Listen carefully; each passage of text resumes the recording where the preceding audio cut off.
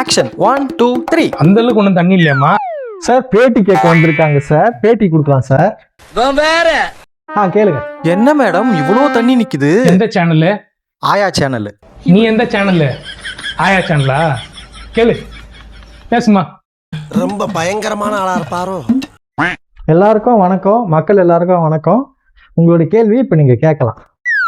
என்ன மேடம் நம்ம சென்னையில சின்ன மழை பெஞ்சாலும் தண்ணி நிக்குது, பெரிய மழை பெஞ்சாலும் தண்ணி நிக்குது, இதுக்கு என்னதான் வழி? கண்டிப்பா இதுக்கு நான் உங்களுக்கு பதில் சொல்றேன். சென்னை மாநகராட்சி பகுதியில் இருக்கிற பூந்தமல்லி, ஆவடி, மண்ணல்லி.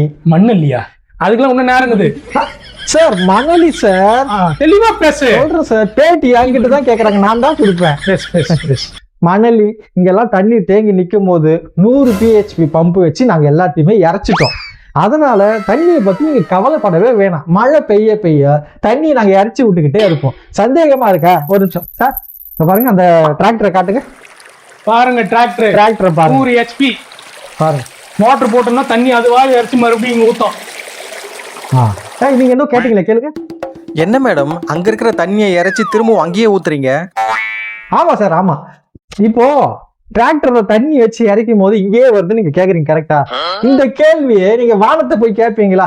மழை இங்க இந்த பூமியில இருந்து இந்த கடல்ல இருந்து தண்ணி நீராவியே போய் திருப்பி இங்கேயே ஊத்துது, உங்களால கேட்க முடியுமா? எங்களை நீங்க அந்த கேள்வியை கேட்க கூடாது. இதெல்லாம் அங்க போய் கேட்க மாட்டானுங்க, நம்ம கிட்ட தான் வந்து கேட்பானுங்க. ரொம்ப தப்பு. நீங்க வேற ஏதாவது கேள்வி இருந்தா கேளுங்க. அந்த 4000 கோடி. எது 4000 கோடியா? நீ குடுத்தியா? நாங்க வாங்கினதை பாத்தியா? அந்த 4000 கோடி பத்தி ஏதாவது சொல்லுங்க சார். 4000 கோடியா? சார் பதில் சொல்லுவாரு. சார் கேள்வி கேக்குறாங்க சார். அத சொல்லிட்டாரு சார். நீங்க வேற கொஸ்டின் கேளுங்க. அடுத்த தொகுதிக்கு போனோம். அடுத்து நாங்க நிறைய தொகுதி மட்டும் 7-8 போனோம்ல. ஆமா சொல்லிக்கிறாங்க.